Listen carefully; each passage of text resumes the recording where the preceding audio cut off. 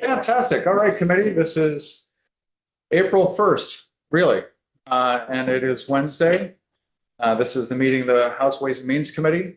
And we are continuing our discussion on the type of financial incentives or other incentives that were used under Act 46. And with us today, we have Patrick Reen, the Superintendent of Mount Abe.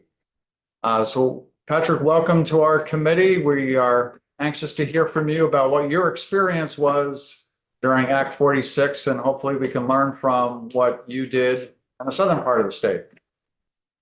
Great, thank you very much. Thanks for having me. So again, my name is Patrick Reen. I'm the superintendent for the Mount Abe School District in the Bristol, Vermont area. I'm also a trustee for the Vermont Superintendents Association. I'm in my 10th year as superintendent for MAUSD, so I was actually here when we were ANESU and merged under Act 46 into MAUSD. And thank you for the opportunity to share that experience that I had through the Act 46 merger process and as it relates to possible incentives for future voluntary mergers. So the former Addison Northeast Supervisory Union with member districts in Bristol, New Haven, Moncton, Lincoln, and Starksboro voluntarily merged to form the Mount Abraham Unified School District which began operating in July of 2018. While the merger was voluntary, two of our towns passed by a very narrow margin. As superintendent for ANESU, as they transitioned to MAUSD, I would offer that from my perspective, the tax incentives, in particular temporary tax incentives, while well-intended, are not sufficient motivation for communities to make a significant and lasting decision, such as merging school districts. As I reflect on the Act 46 process, I don't recall many community members citing the tax incentive as the primary reason for their support of the merger. There were community members who recognized the efficiency that would be created in a unified district. And I definitely heard folks speak about the opportunity to improve equity for our students. But I would say what I heard more consistently than any of that was a desire for local agency. Communities wanted the opportunity to shape what merger looked like for them rather than having that imposed on them by the state. I think it's also important to note that the structure of the Act 46 tax incentive, which started as high as a 10-cent tax reduction on the tax rate and then decreased by 2 cents each year until it sunsetted after 5 years. And while it was a tax reduction, the effect of decreasing the tax break by 2 cents each year effectively added an additional 2-cent tax increase to the change in the tax rate for all but the first year that you received that benefit. And that would have been on top of any other spending-driven tax rate change that you would have experienced through the budgeting process. And I think for some voters, that really diminished the perceived value of that tax incentive and at times complicated the financial narrative when it came time to vote on school budgets.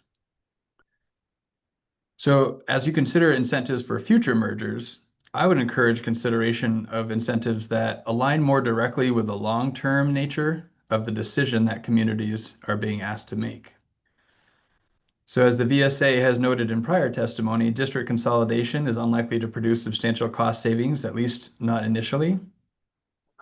However, it does hold potential as a strategy to improve equity, expand opportunities, and strengthen outcomes for students. For me, it is with that in mind that incentives that have a lasting and visible impact on student experience may be more compelling for communities. For example, significant state support for school construction of capital improvement projects, especially those that enhance educational opportunities, could serve as a meaningful incentive. Additional consideration might be given to projects that also reduce the overall footprint of facilities, which would support long-term sustainability. I also think that the timeline for any such incentive is really important. Newly formed districts need time to become operational, build trust, and thoughtfully assess how best to improve equity, opportunity, and outcomes for students.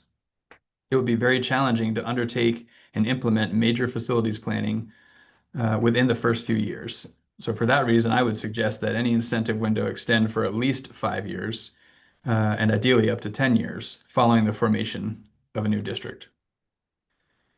I think if we're asking communities to make enduring structural changes, then we should consider incentives that similarly offer enduring benefits, particularly those that are clearly connected to improving the educational experience and outcomes of Vermont students. Great. Patrick, you had mentioned that the 2-cent decrease for the incentive actually resulted in a 2-cent increase on the property tax. Is that because you're saying that the statewide education property tax was actually paying for those incentives, so you had to raise taxes in order to pay for the incentives? Well, so if the year prior we got, say, a 10-cent tax break, and now for this next budget we're building is an 8-cent tax break, that's less of a tax break, still a tax break, but it has the effect of creating sort of this perception of an increase because you're getting less of a deal. It's not unlike the effect of the use of one-time funds, right? Yeah. Sorry. Glad you could slide that in, Patrick. Representative Holcomb. Did people talk about, thank you for coming, by the way, first of all. Did people talk about that? My recollection of the conversations is it wasn't so much an incentive, but it was supposed to help cover transition costs associated with mergers. Did that come up at all in your local conversations? No, again, I heard very little talk in our community about the tax benefit, whether it was perceived as a reduction or a transition facilitation support. It really was a little bit about the efficiencies that would be created and the opportunities, and I heard a lot more about, we want to sort of have a say in what we do and not have that something that's imposed upon us. And you had some school districts that did not vote to merge for all grades, is that correct? No, we all 5 of our 6 districts at the time, counting the Mount Abe Union Middle High School District, voted to merge fully.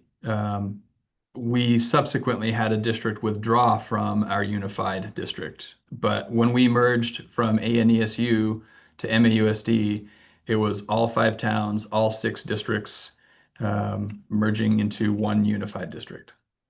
Okay, so I mistook that. It was a later withdrawal, not an election not to merge with that one particular town. Yep. So you've mentioned the effect of the break on your tax rate, but other than that, were you able to keep the tax rate pretty stable? Or was there any change at all? I would say I do think we were able to slow the growth better as a unified district than we would have been able to without unification. But we did not keep our tax rate as stable as we would like to have, in part because we've been experiencing declining enrollment for more than 10 years. So that struggle between declining enrollment and increasing expenses made that hard for us to kind of level the tax rate, despite our ability to manage it better as a unified district. Thanks. Representative Bodie. Thank you. Do you know why one school decided to withdraw? I do. They made that pretty clear. We actually had one town successfully withdraw and another town nearly withdrew, both really citing the same reasons. So Lincoln was the town that withdrew from MAUSD, and that the reasons cited were fear of their school being closed. Likewise in Starksboro, so Lincoln voted to withdraw as a town, and that vote was then supported by the other member towns in MAUSD, so their withdrawal was successful. Starksboro also voted to withdraw for a similar reason, but one of the other towns voted no to allow them to withdraw, and that stopped their withdrawal effort. So who was voting? I mean, So one the town- withdrawal process involved, to put it simply, the town has to hold a vote to move forward with withdrawal. And then the other member towns each have to vote in the affirmative to allow that town to withdraw, and then it needs, state approval and things of that nature as well. And so that was successful for Lincoln, and the only difference between Lincoln and Starksboro is one town said no to allowing Starksboro's withdrawal. Thank you. Representative Wilkins? Thank you. When Lincoln pulled out of the larger district, it also gave up being part of the Union High School and began tuitioning to other places as well. What did that do to your per pupil rate at the high school level? It increased it some, in part because, so especially initially, it was hard for us to anticipate how many students from Lincoln would still attend Mount Abe in grades 7-12. So we had to make some assumptions, and typically in budgeting, we budget conservatively. So that had an impact on our cost per pupil. But we still anticipated the majority of students from Lincoln would come to Mount Abe. That was sort of the messaging. So I think we used probably maybe a 70 or 75% of the students attending estimate. I think we've seen that, hold true. It's maybe been closer to in the 80% range of Lincoln students still attend Mount Abe through tuition now, rather than, being part of a member of the district before. So it has had an impact, though most of the students are still coming, so less than it would have otherwise. I think the greater impact is we have fewer students with a similar overhead cost, even in terms of central office. If you just look at that one aspect, right? We have, Lincoln's 180 students or 200 students in their district leaving doesn't change the central office staffing need for MAUSD.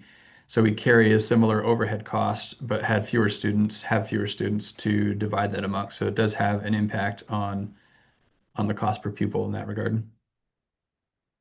You don't recapture that through the tuition that's charged Lincoln. We capture some of that through the tuition for 7-12, but we aren't able to capture that for K-6. Representative Bodie? I don't know a lot about tuition right now, so can you tell me, couldn't you say, all right, you decided to withdraw for elementary purposes, but once you get to the high school, you are part of the consolidation, so allow partial and not, could you do that? I think maybe what you're referring to is designation. So as part of the withdrawal, Lincoln could have designated a high school or up to 3 high schools, perhaps middle high schools, for their secondary students to attend. They did not designate, so they are full choice, and most students choose to come to Mount Abe. So if they designate, then there's no tuition involved. Right. So I don't know if we'd technically call it tuitioning or not, but they would designate 1, 2, or 3 high schools, and that is where students go, and the dollars will flow from, the Lincoln School District to those designated schools.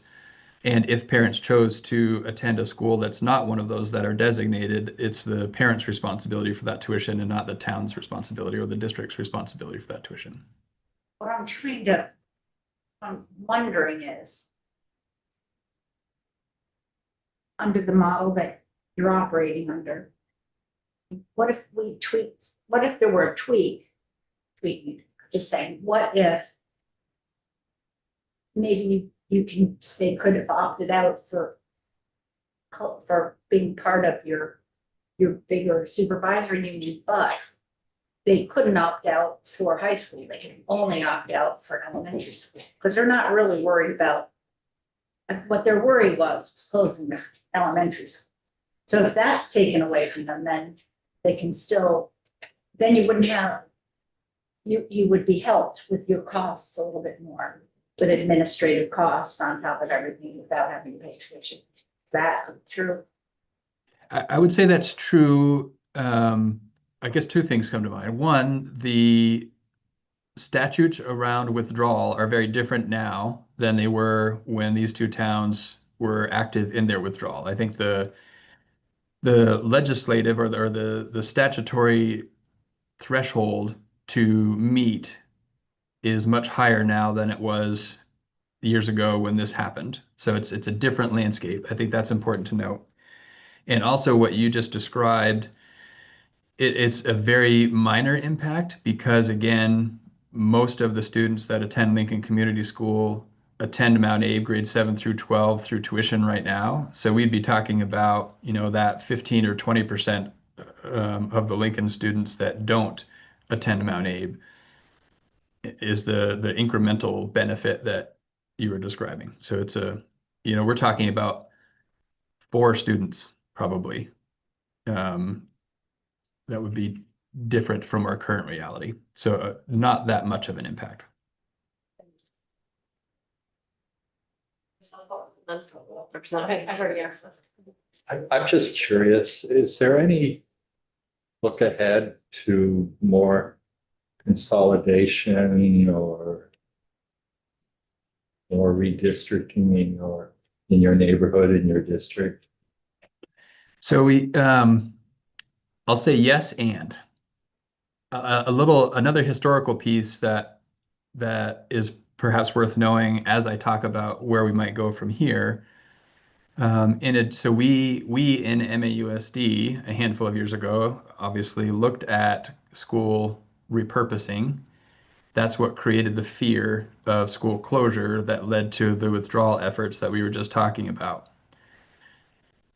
In addition to that, MAUSD and the Addison Northwest School District, which is our partners over in Vergennes, engaged in a 706B merger study process.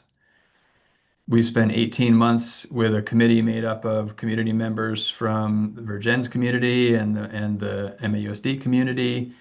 And in the end, almost unanimously, that study committee agreed that a merger of the 2 districts was in our best interest. That merger was put to a vote in the Addison Northwest community and in the MAUSD community. So in that case, MAUSD voted as a whole and Addison Northwest voted as a whole, and we needed 2 yeses for the merger to happen. We got 2 resounding no's out of that work. So the merger didn't happen. Fast forward now, 4 or 5 years later, MAUSD is once again looking at our continued declining enrollment, much sharper increases in costs, and the pressure that's creating on our cost per pupil, and looking once again at how do we utilize our school buildings differently, first and foremost to create opportunities for students, to create a better teaching environment for our employees, and thirdly, to save some money. And we are currently exploring 3 options in pursuit of that. One is keeping our current structure as it is, which is 4 elementary schools and 1 middle high school. Another option would involve, both of the other 2 options we're exploring involve 2 schools closing, 2 elementary schools closing. In one scenario, we would have 2 grade-banded schools. One of our 2 elementary schools would be a pre-K through 2, where we could really focus early literacy, early numeracy, early intervention and prevention, really support that foundation. Another school would be grades 3 through 5, and we would move our 6th graders into the middle school and have a 6 through 8 middle school at Mount Abe in the same building as the high school 9 through 12. And then another option we're looking at would also close 2 schools, but one school would be a pre-K through 5 and another school would be a K through 5, and 6th graders would go to Mount Abe. That has reignited a lot of the concern around school closure. So there's talk of positioning for potential withdrawal again. It's kind of drumming up a lot of the similar challenges from our past conversations. Patrick, the resounding no's that you got 5 years ago, were those, do you have thoughts on reasons for those other? I have thoughts. Yeah. They're not really grounded in anything other than kind of word on the street, if you will. And it was, in a nutshell, it was a few different things. One was, a big concern was that the drafted articles of agreement, because our process through the Act, through the 706B study process was to create the articles of agreement as we were studying this, so that in the end, if we decided this was the direction to go, we had our articles of agreement formed. And what was unique about our situation, Addison Northwest had articles of agreement that gave the authority for school closure to the school board. MAUSD had and still has articles of agreement that give the authority for school closure to the town.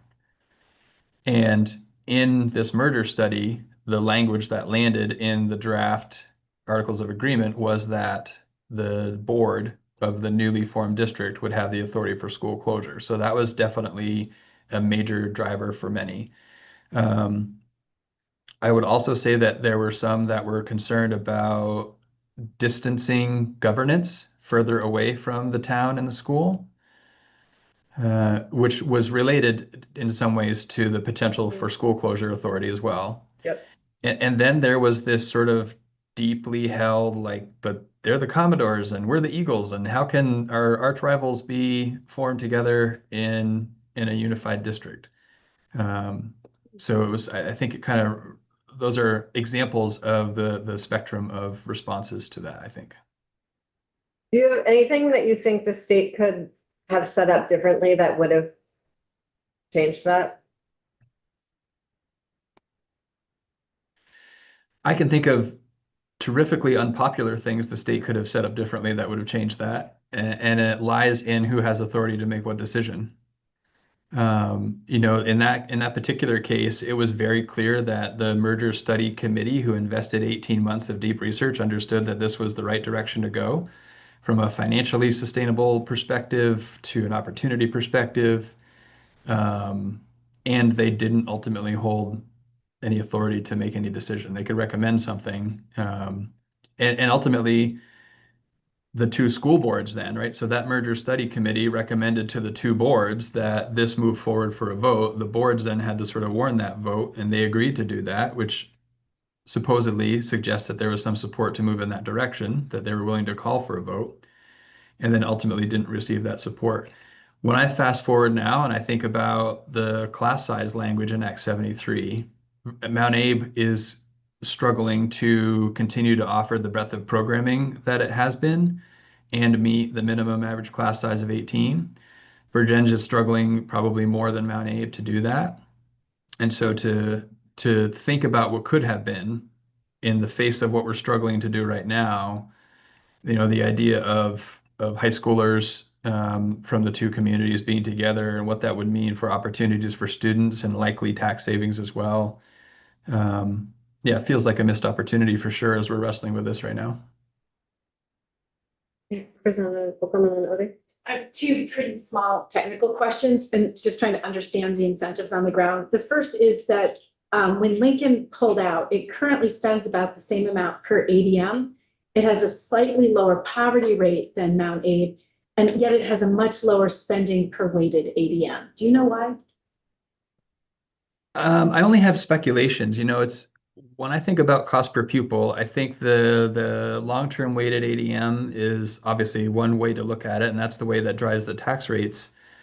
I think another way to look at that is what is the announced tuition rate?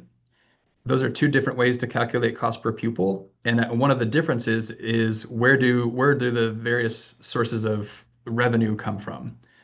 There are incentives in Vermont to be small, be rural, there are things that, you know, provide some financial benefits there that help lower a cost per pupil that, you know, not everyone has available to them. So I think a deeper dive into the true cost per pupil to educate is warranted if we're going to sort of try to make comparisons across different schools and communities and the ultimate cost to educate students in Vermont.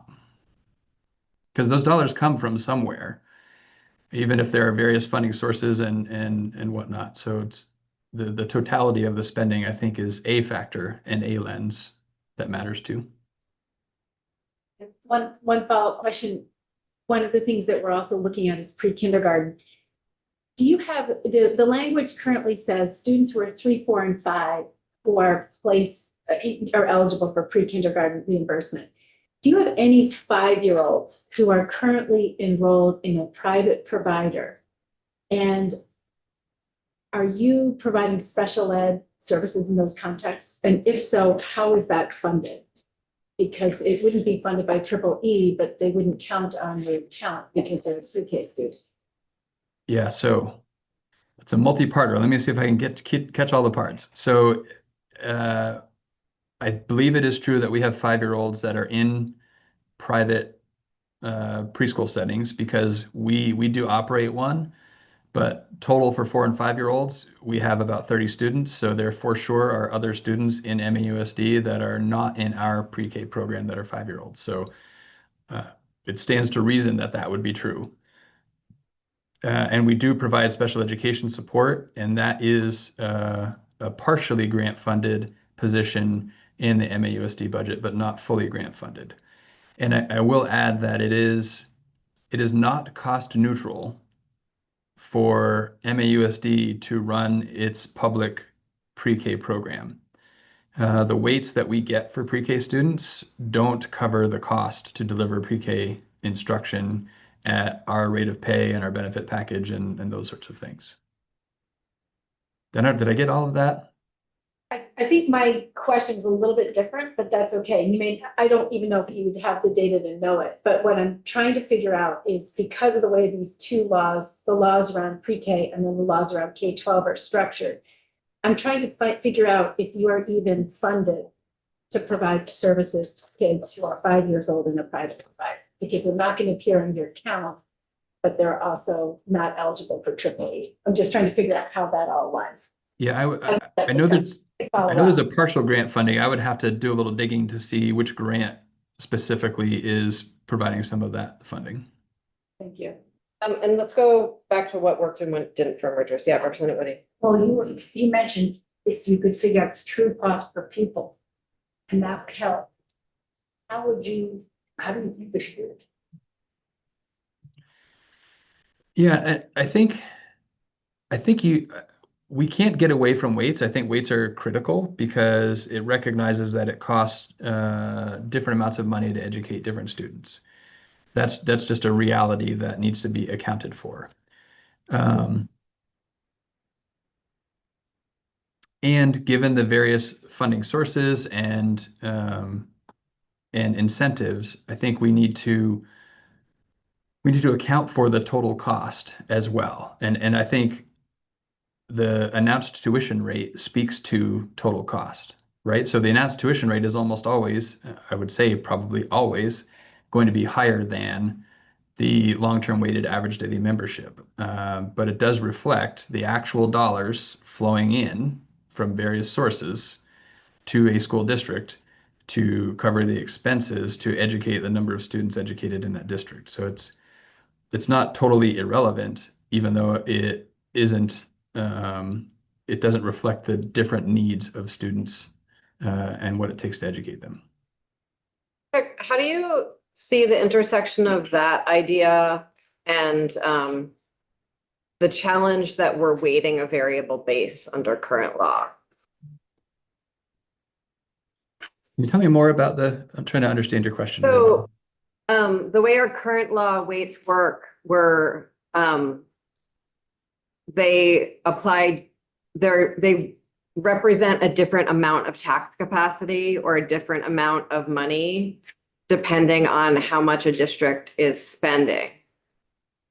Because one district might be, spending $8,000 per pupil and one district might be spending $12,000 per pupil. The weights, the way they work with tax capacity would be a different amount of money per kid living in poverty because it's a percentage applied to a base that changes. And so I'm trying to figure out how sort of and I feel nervous saying it that way because it is tax capacity and not dollars, but it's sort of the easiest way to explain it. And I'm trying to understand how the incentives that are sort of built into that variation intersect with what you're saying about the incentives of the average announced tuition question and sort of the full cost of meeting a kid's needs. Yeah, I think I have a better It's a understanding. very abstract question. I'm sorry. No, that's okay. So I guess the thoughts that are going through my mind, right? There are lots of good reasons why the weights or the incentives, if you will, as you described in the weights that currently exist, are what they are.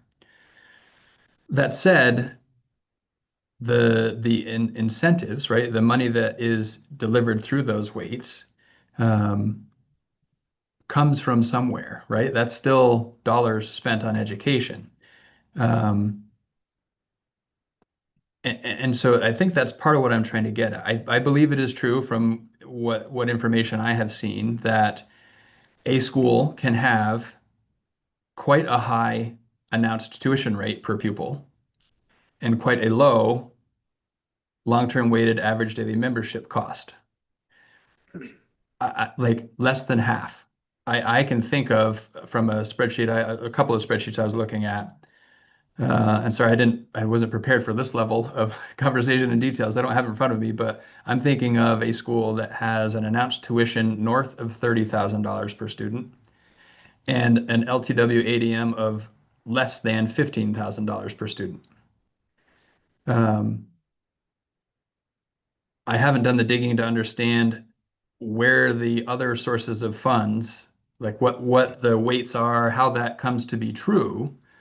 But I think it's in that conversation somewhere that highlights the advantages of the weights that some receive that others don't, and acknowledges the cost of education, right? Those $15,000 different, and again, it's not an apples to apples. We have a weighted ADM and we have effectively an enrollment count. Those are not the same, but there is a significant enough difference there that there are funds coming from sources to enable a $30,000 announced tuition to be a 15,000 LTW ADM that are presumably distributed throughout the state somehow to account for that. So it just makes me wonder, what is the conversation there that helps inform what makes sense going forward? Thanks. Thank you. So I'm thinking about incentives and disincentives. And when you have an excess spending threshold or penalty, and if you take that and you apply it to the whole budget and say, well, if your budget goes up by more than X, you're going to meet that threshold and you're going to be, it's not going to be good. So what if, and that's a really blunt instrument because we don't know how the spending is happening in that district.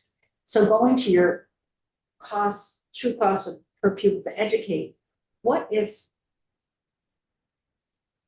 the excess spending were tied instead to something that the education committee decided was a goal for the state? And so maybe it was more tied to what are your class sizes? What is your school size? Not right now in writing in 73, but what is your pupil to staff ratio? Would that go more closely with what you're talking about, the real true cost to educate, and then you could really look at, well, is that the direction that we want the school to be going in or not?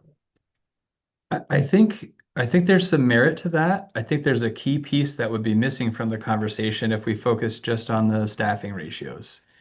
And that is, what is it we want our students to have for opportunities and support, right? If we say what's driving this is staffing ratios, and if you have to cut your programming for your students to meet that staffing ratio, but another school can increase their programming and meet that staffing ratio, we're missing that really key piece of equity of opportunity for students. So if we start from a place of kind of getting on the same page around what is it we want for students in Vermont. One of my colleagues often speaks about vision, right? We're sort of in that vision realm. Like, what is it we want for our students? Okay, what will it take to deliver that? How can we ensure our schools are large enough to meet a staffing ratio, a class size requirement, while ensuring that they're getting this sort of guaranteed and viable curriculum? And then we sort of right size to make sure that we're not sacrificing instruction and opportunity and outcomes for students, while also ensuring that we're meeting some minimum standards for class size and staffing ratios. If we don't bring both of those aspects into the conversation, we're missing a key piece of it. So I can Patrick, hit any staffing ratio you might set, as long as you don't care what I provide to our students. I think we care about what we provide to our students, and so we have to bring that in. But it ranges tremendously right now in terms of what we provide for our students. And that's part of what I think we have a responsibility to figure out how to address. Agreed. This is changing the subject somewhat from the last question, but what I heard you say earlier in this, our time together, and I don't want to put words in your mouth, but I also want to be transparent about my takeaway, is that no, it's not clear if there's any sort of cost point or pressure point where folks in your area would be willing to move towards greater scale if it meant that they would not have control over school closures. I think that is very true for some. It's hard to know exactly what the critical mass is. There's a particular town that has been very vocal recently about their feelings around school closure. Other towns have been less vocal. And some have even said if school closure is, and this is, again, word on the street, there's been no official poll or even unofficial poll necessarily. Others have said if my school needed to close because that's what was best for our students and managed our taxes, then others are more willing to accept that.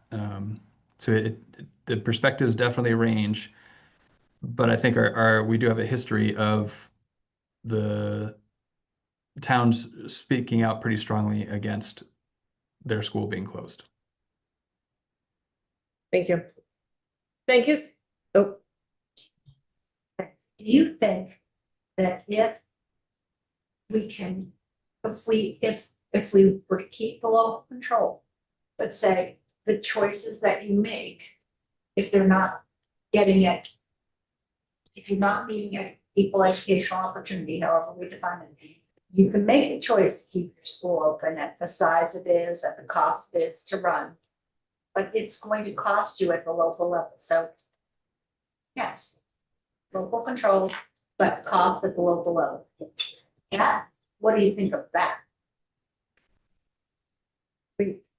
I think that would probably prompt a legal challenge to see if that's even allowable. And then my initial reaction, I guess, without obviously giving a deep thought, concerns around equity come to mind for me. Some towns might be able to afford that additional cost and other towns wouldn't.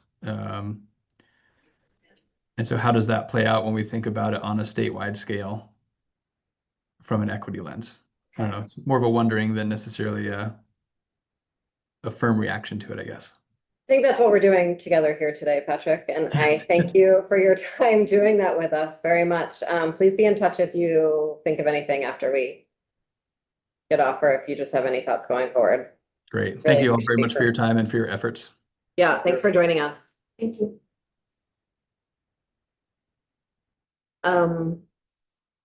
Reorienting myself to where we are and what we're doing. So one of the policy tools that we have is sort of the weights and the grants. Act 73 legislation that we moved changed the weight for small schools to a grant for small schools and attached new rules to it as a way of making sure that we were incentivizing scale. So one possible way, in addition to sort of some of the tax policy we heard about from Act 46, that we could incentivize scale in a voluntary merger system is by moving from a weight to a grant that can be more tightly controlled.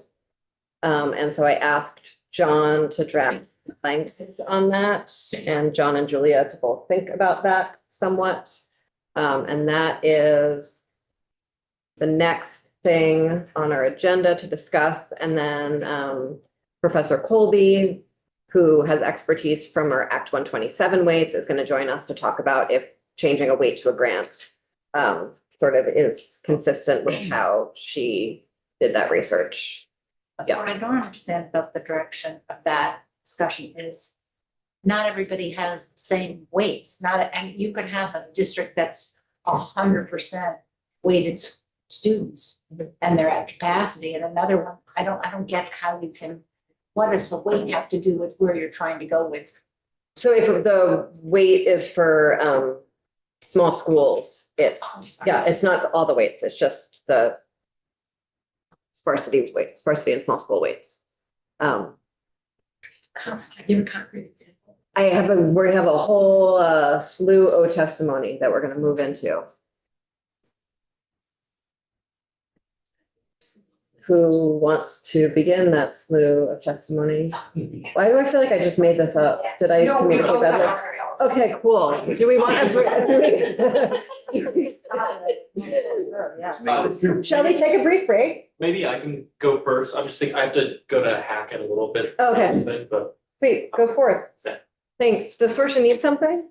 That's what I was asking. Okay, we're gonna take a 2-minute break. Okay. Great.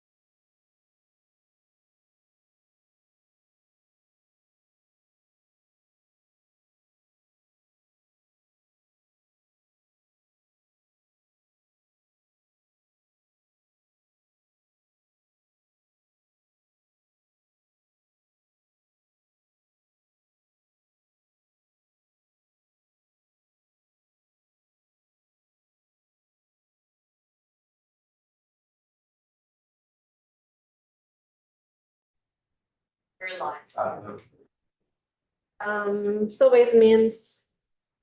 Till April 1st. We have Julia Richter here. Hello, Julia. Hi, I'm Julia Ricketts. Not sure you want me to- Jump on in. Okay, so there is a slide deck posted on the committee page under my name. Let me go ahead and share my screen.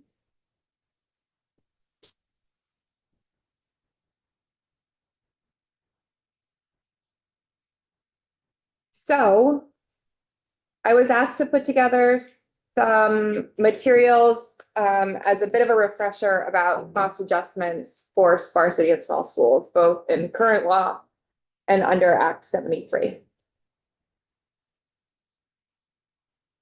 So I've split it into three pieces. One, a review of pupil weights under current law, specifically sparse and small. Second, to talk about the sparse school grants and the small school grants in Act 73. And third, a few considerations.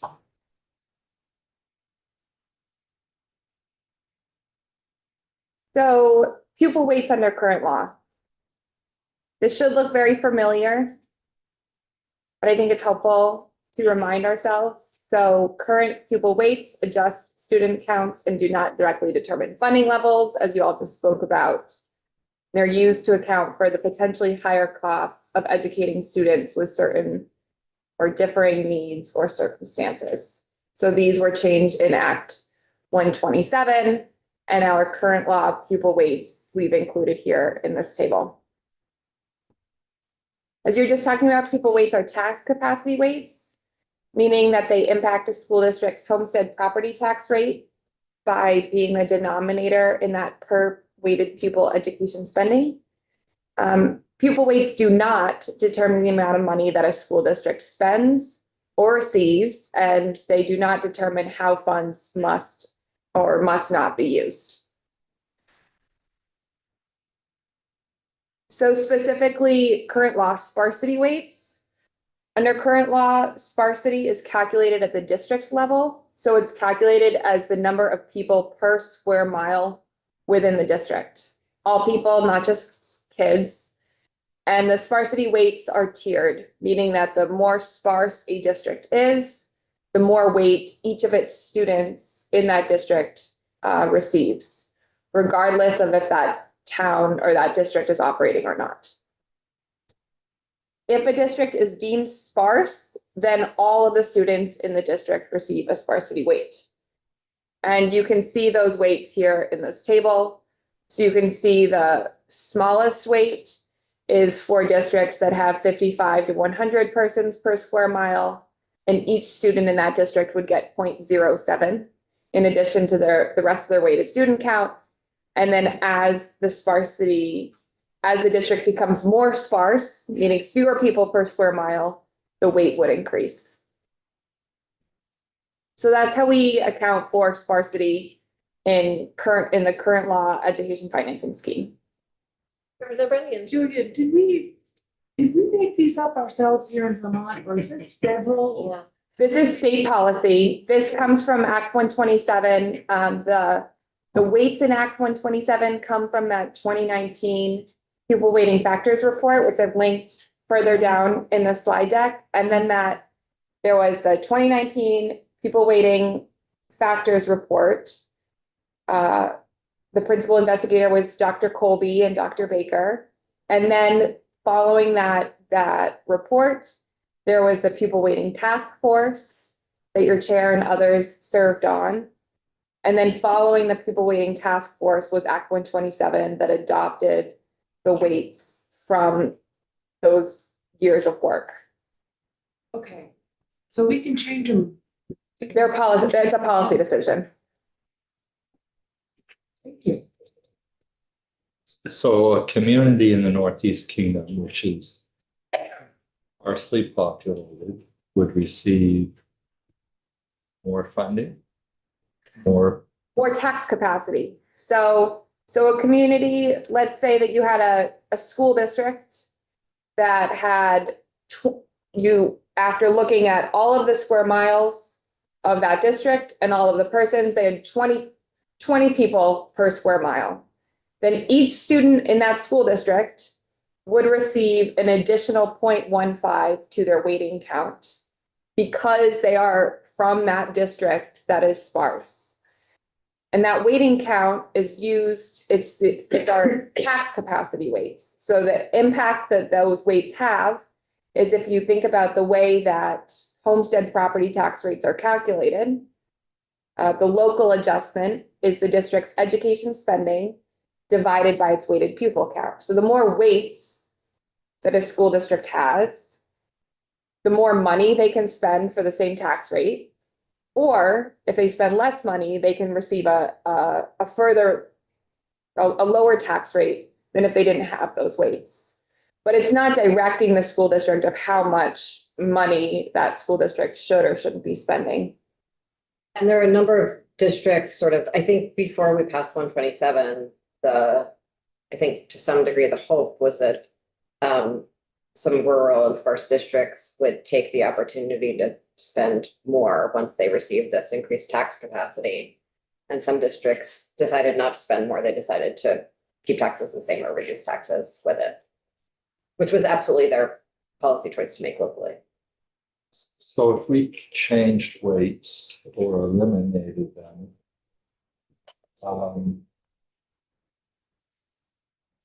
is there anything to take their place? That would be a policy decision. I think it's a broader question is if you were to change weights or eliminate weights, I think the first question would be, do you want to replace them with something? And the second question would be, what is the goal you're trying to achieve? And then lastly, are we talking within our current financing scheme, or are we talking within the financing scheme established by Act 73? And the idea that I'm putting on the table here that we're going to sort of build up to is that we would take this weight and replace it with a corresponding grant. That when we moved to Act 73, we took all the weights and we turned all of the weights into dollars. Some of them stayed weighted, some of them stayed weights that were dollars, and some of them became grants that were dollars. These two weights became grants, and it's saying, let's implement these grants sooner rather than later.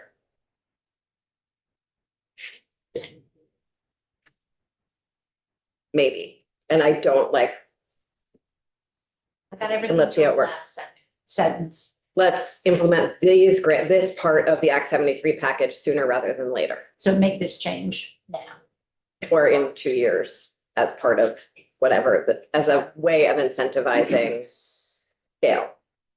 To incentivize scale. But if the weights are the same as the grant funding, why even bother changing it? Because the grants have a little more definition attached to them. Such as, Geographic necessity. And a few other things, which we're gonna go through right now. Yeah, the other piece that I would say too, which I've included here, are the way that the weights are structured in current law versus the way students are identified for sparsity and small school weights in current law is different than the way students are identified for sparsity and small school grants in Act 73. And so we'll walk through that. So this is one thing that I pulled. We pulled in FY 2026, doing FY 2026 because a lot of the Act 73 modeling that we're looking at is in FY 2026.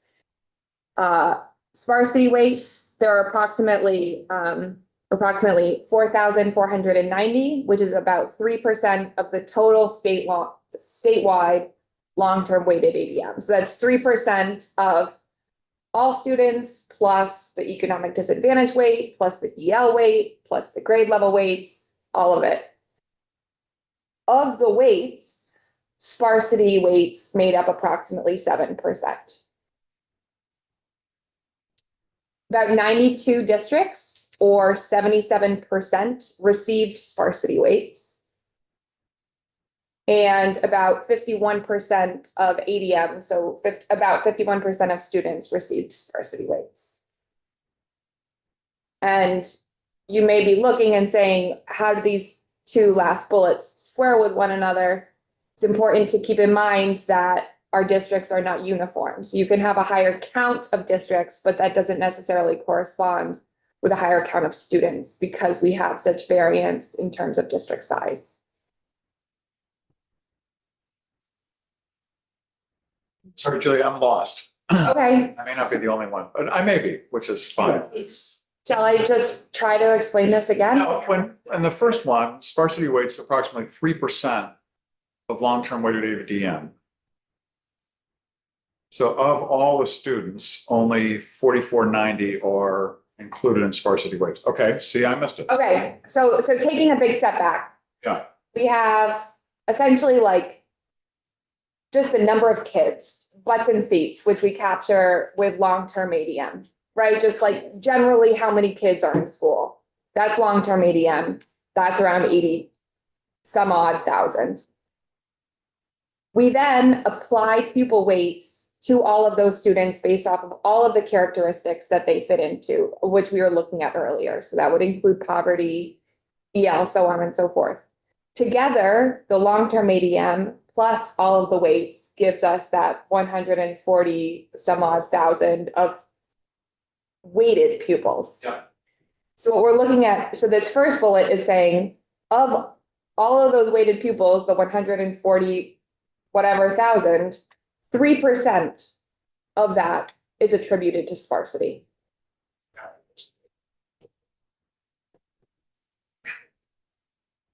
But then when we look at, okay, so we've got long-term ADM being, I'm just making these numbers up, I'm rounding them, 82,000. Long-term weighted ADM, 142,000. That difference is made up from weights. Yeah. So poverty plus EL plus grade plus sparsity plus small school. Of that weight chunk that's added to the long-term ADM, 7% of that weight chunk is sparsity. Yep. The other 93% is poverty, EL, grade level, everything else. Got it, thank you. I'm wondering about the shift. Does that suggest that districts that are receiving sparsity weights are also slightly wealthier on average because they have fewer EL students and that or economically disadvantaged students, and that's why the sparsity is a bigger proportion of total weight? Or is that not? I don't know. It could be. I don't feel like I can jump to the conclusion from these two numbers. I think that really what we're looking at is the jump from the 3% to the 7% is you're looking at the same numerator compared to a smaller base. So this 3% is being, or the converse of what I just said. So this 3% is essentially 4,490 divided by 140,000, whereas the 7% is 4,490 divided by our, Whatever Yeah. subset they have. yeah.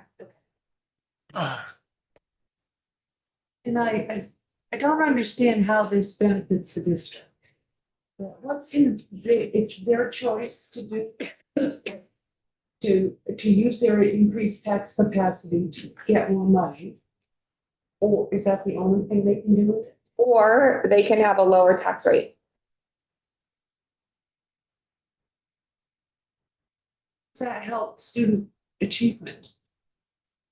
Not my place to say one way or the other. I think that's a question, I think that's the question that the school boards are grappling with. The trade-offs. I think for me, one of the things that I like about a foundation formula is that school boards and superintendents don't have to grapple with the trade-off of a lower tax rate or meeting student needs. They have a guaranteed amount that they can meet student needs with. However, they might see fit for that cultural and social situation. Yeah. But that is not where we are right now. Right now, we have a system of weights. And trying to figure out what we can do with them as sort of a bridge to the next thing. Present page. The grants, How long are they good for? Forevermore. They'll be reissued every year for every student Until we, do a thing, until we do do what? whatever we do. That's As we, I mean, just, that none of our decisions are ever permanent, but I don't have a grand plan of removing them next year personally. Or anytime ever. I mean, it's gonna be important forevermore. A geographically necessary small school is going to be more expensive, and I think the state will have a responsibility to meet the needs of that situation as long as those schools exist and need to exist, which they will, unless demographics change wildly, right? What I understood you were asking is a different thing than you asking, when you said how long are the grants good for? I thought you meant how much time does the school have to use it or maybe lose it? Was that what you were asking? No, Oh. no, but my.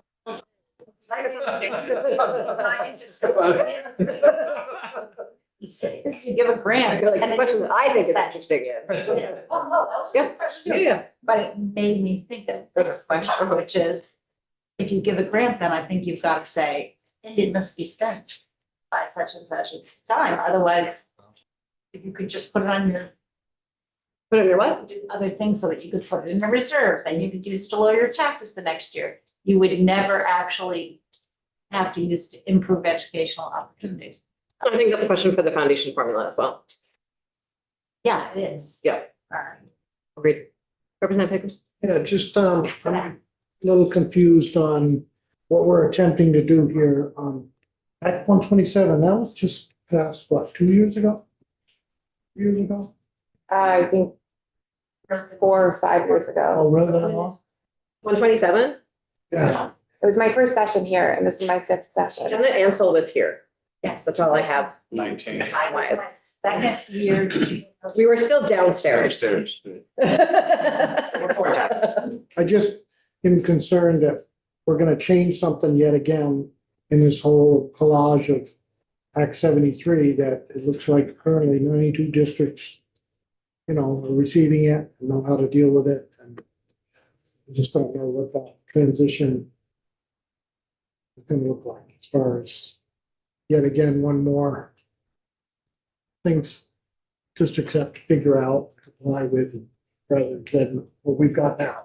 I don't know the real reason, I guess, why we're changing from weighted to, did you say grant. a multiplier in the A grant. foundation formula? Just a grant. Grant. We had a small school grant for many years.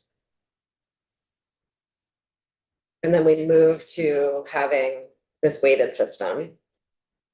And if the goal of all of the Act 73 work and all of the merger incentive work is to move towards greater scale, then we would want our fiscal tools to be sensitive to that. And we have AOE doing rulemaking on geographically necessary small schools. And so we wouldn't want to be delivering funds to districts who are making choices that were counter to that if they were able to do something else. But it's gonna be calculated basically the same way. Yes. But yeah. But we can attach more rules to it than we can with the weights. We want to do that because, Because it might help incentivize a move towards more and better scale.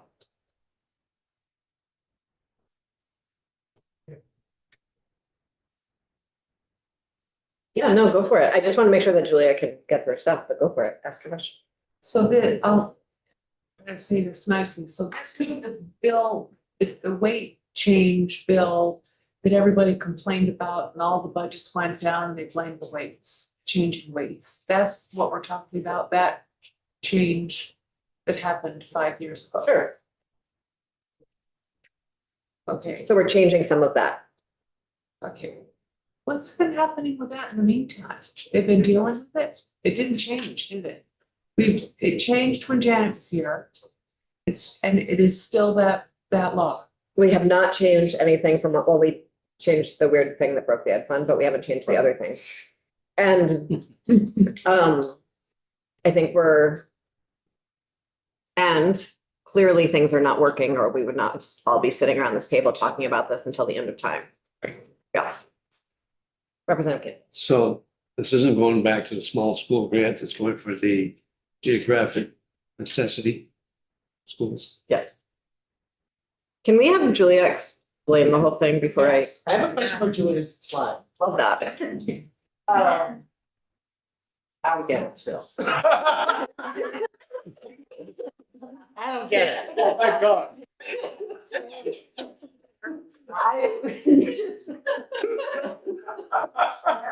The first bullet, can you just explain to me how the first bullet and the last bullet are true at the same time? Yes.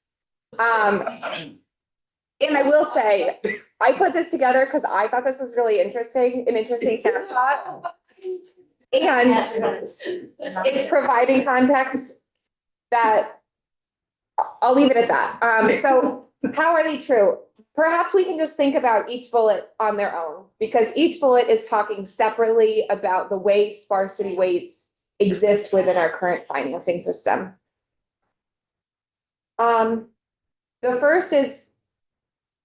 The first bullet, not even looking at what the bullets say.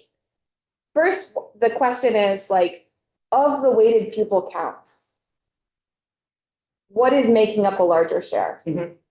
Right? Is it mostly driven by grade level weights? Is it mostly driven by EL? Is it generally spread out where each weighting category kind of makes up a similar share of weighted student counts? That was my first question of like, we're talking about sparsity weights, but really how big of a share of our weighted student counts can be attributed to sparsity? And that's what the first bullet is answering. Is it saying of our total weighted student count, 3% is attributed to sparsity. So when we're talking about sparsity, we're talking about 3% of the total weighted student count. Yeah. The other way we could think about that is we don't want to think about the actual bodies, the actual kids that exist. We only want to talk about the weights. And if we're only talking about the weights, how much of only those weights are attributed to sparsity? And that's where we have the 7%. So 7% of all of the weights we're applying are sparsity. Yep. 93% are something else. Yes, So that's what the first bullet is answering. yes. The second bullet is saying how many districts are getting sparsity weights. Yeah. 92 districts, 77%. It's huge, but then we have to ask how many kids are getting sparsity weights, because our kids are not evenly distributed across districts. So you can see 92 districts, 77% of districts are getting some sort of sparsity weighting, which looks like a lot, and it is a lot of districts. But then if we look at the actual bodies, how many bodies have a sparsity weight attached to them? Only about 50% of Vermont students have a sparsity weight attached to them. But it's only 3% of the whole weight capacity. Exactly. Right. Yes, that's true. And I think that's quite interesting to think about, because what that is telling you is that a lot of your districts that have a lot of students in them are not receiving a sparsity weight, which intuitively makes sense if we think about the landscape of Vermont. Does it also indicate that of those that do receive the sparsity weight, that might be receiving the lowest sparsity weight between 55 and 100 students, so it's only 0.05? I think we need to go into like Yeah, one level what deeper. Okay. Representative Holcomb. But it also, the inverse is also true. I mean, it could be that the districts getting most of these weights only have 50 to 100 kids. So you can weight a lot of them pretty heavily for a very small district, but there's just not a lot of kids districts. But Yes, it's but maybe co-located for everyone. with other districts that, I mean, what we know in the history of Vermont is actually many of the higher poverty districts merged first, and it makes sense when you think about it. Julia, oh, you're halfway through your slide deck. So we have Professor Colby on the Zoom. And so, I'm happy to wait to let Julia finish if that's what needs to happen. are you sure? What time do you have to leave? How much longer do you have, Julia? Well, she's only halfway through, so what time do you have to leave, Tammy? I have a hard stop at 3. Oh, okay, so we're not gonna wait for Julia to finish, but Okay. thank you for your generosity.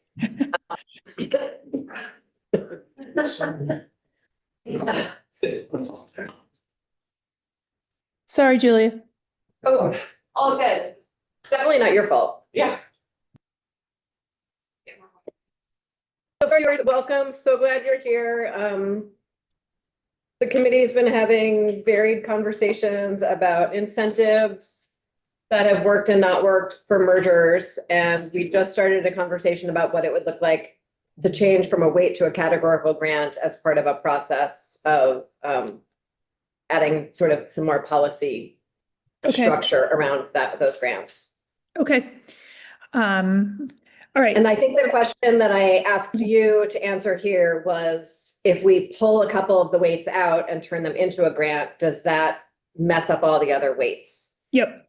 But you're welcome to say else, whatever else you'd like. Okay, thanks. For the record, Tammy Colby. I wear a number of hats, but today I'm here appearing with the hat that is the person who was one of the primary authors of the work that undergirded the weighting for the Act 127, and then also the memo that we prepared for the legislature last spring around updating the weights. I do wear other hats, so I'll try to stay in that lane. And if you have questions that I feel like get out of that lane, I'll defer on those questions today. I did prepare some slides just to sort of give an overview of a few things. I think the options, as I understood it, there are 2 options that are being considered. One is staying with the weights, and the other one is thinking about going to a categorical grant program for the small and sparse, and that relates to your question, Representative Kornheiser, around can we pull things apart from the model. So maybe I could just take a couple of minutes to sort of lay the groundwork, and then we can have an open discussion with your questions. Does that make sense to everyone? That sounds great, thank you. Okay. So that means we're gonna hold our questions until the end. Well, if there's something, I think just as No, always, it's for the- when I'm no, here it's for for this the best. committee, if Don't- there's, Don't let excuse us me? get out of that. We're just holding our questions till the end. It's the Okay, kind of day, okay, it's what we do Okay, today. fine, Yeah. fine. I did share these slides with Sorsha just a few minutes ago. I apologize that they're coming in later in the day. It's been that kind of a day. For all of us. Few things going on. So, okay, so I just want to talk a little bit about the small and sparse school grant adjustments and the policy design considerations. I think let's just remind ourselves of what the evidence shows, because I think that's really important as a framing here. And that is, first, that small and sparse schools face real measurable cost pressures. And in our work, we found that schools with less than 100 students, on average, it costs about $3,100 more per student to operate those schools. And schools, it costs about around $1,900 to operate schools in areas with less than 55 persons per square mile. If you added these 2 things together, it'd be about, and you had a school with less than 100 students that's also operating in a sparsely populated area, on average, it would cost them about $5,000 more per student. This is to achieve average common outcomes for students, right? Because remember that our modeling takes into account outcomes with respect to state proficiency standards. So we know that small and sparse schools face real measurable costs.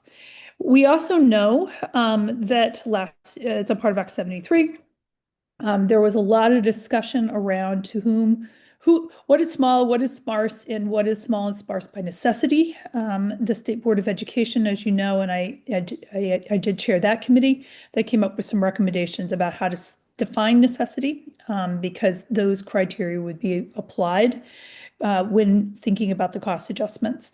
The other 2 considerations I just want to be clear about, because I know this has come up in another number of discussions, and also goes back to a memo that I wrote a number of years ago. The weights or any cost adjustment with respect to small and sparse applies only to where a district operates a school, and it does not apply to district or towns that do not operate schools. Why is that? Because these cost adjustments are the cost of actually operating the school, right? Yes, they apply on average to a student, right? But these are the costs, the additional costs to operate a school that has students, less than 100 students or are located in an area with less than 55 persons per square mile. Why these costs exist? We know that small schools have minimum staffing regardless of enrollment. They have limited economies of scale. Sparse areas, we have transportation challenges, we have staffing and service delivery constraints, and that we know that districts, and again, it's the districts that incur additional costs to operate these small schools in sparsely populated areas. The policy goals under Act 73 were to align funding with small and sparse by necessity. We in Vermont have had longstanding policies that provide supplemental aid to small schools.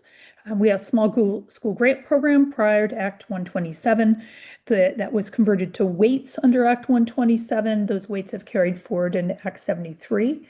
This language, when we had our small schools grant, there were some loose criteria about who qualified and who didn't qualify for those grants.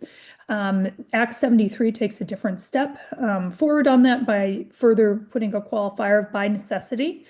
And the by necessity was about targeting funding to schools that are small and sparse and must operate, and was to avoid funding schools that are small and sparse due to local preferences. And that is sort of that dichotomy is the dichotomy I testified about when I came before this committee based on our work on the State Board of Education.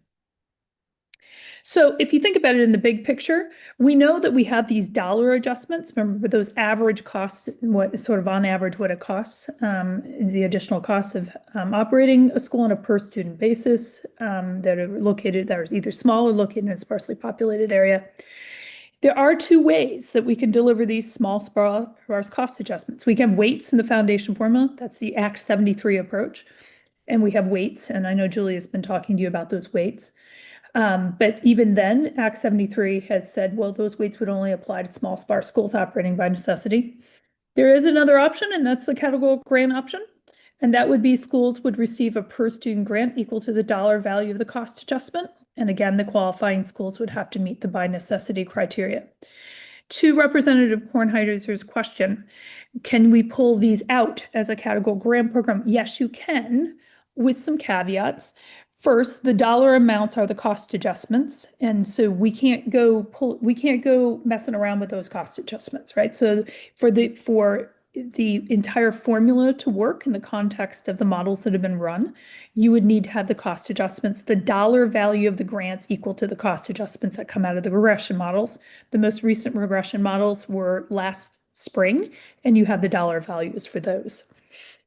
So the difference is not necessarily in the funding amount, because remember these weights up here are generating those dollars, right?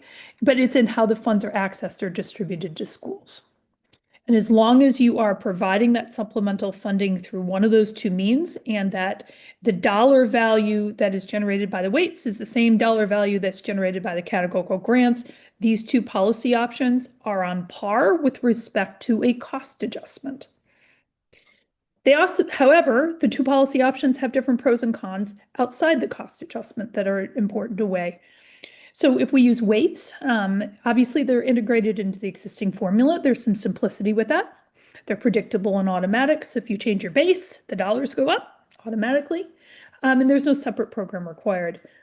On the flip side, it means that it's more difficult to target funding at specific schools that operate in larger districts, right? The weights will come through, right? The funding comes through as part of the larger package of funding that that districts have, right? In terms of states and state funding. And so if the goal is to make sure that dollars go to specific schools and not the district generally, it's harder to do with weights.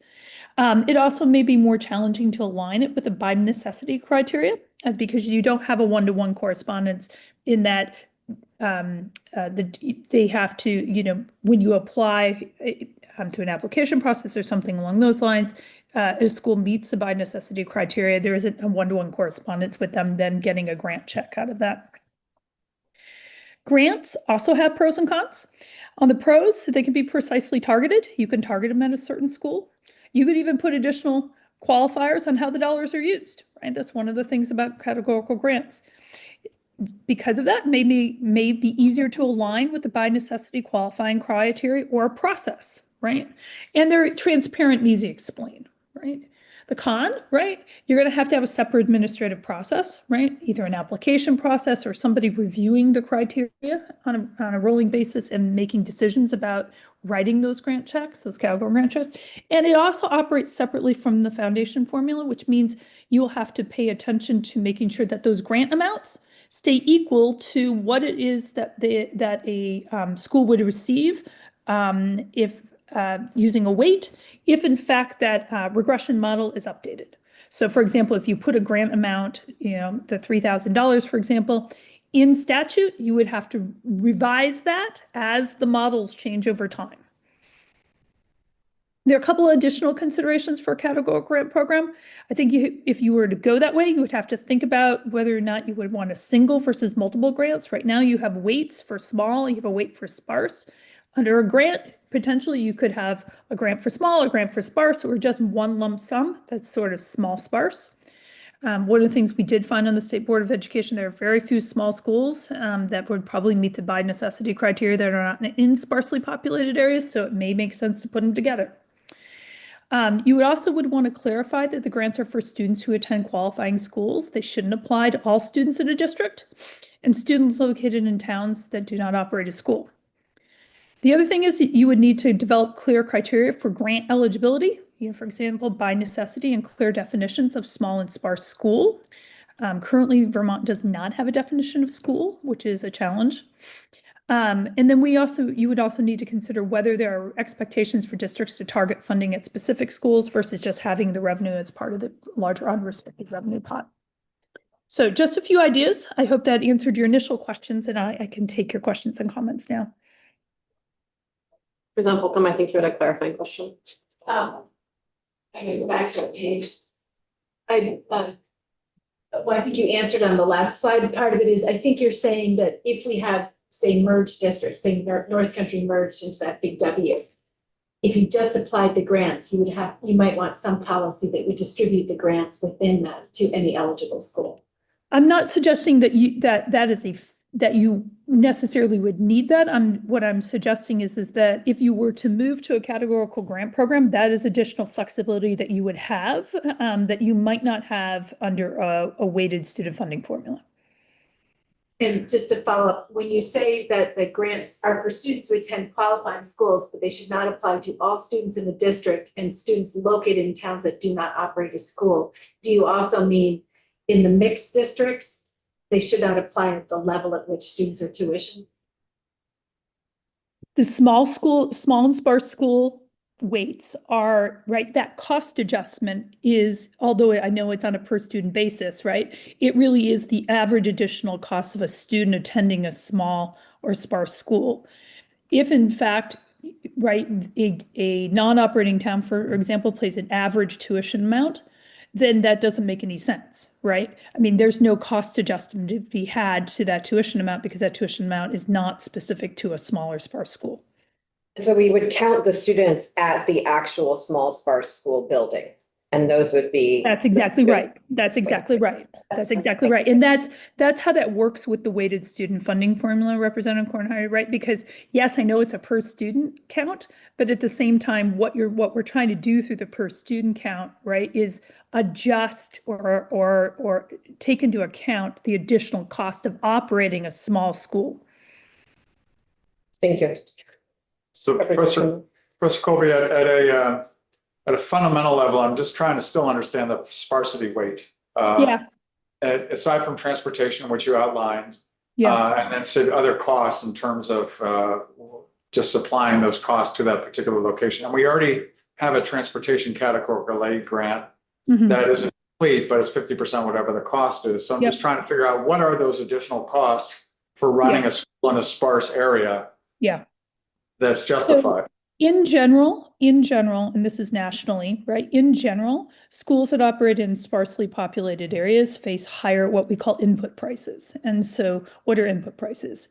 Those are the additional costs that you face for having to bring goods and services into the school because you have so it's not the student transportation costs, it would be additional costs that are associated with bringing in supplies and materials.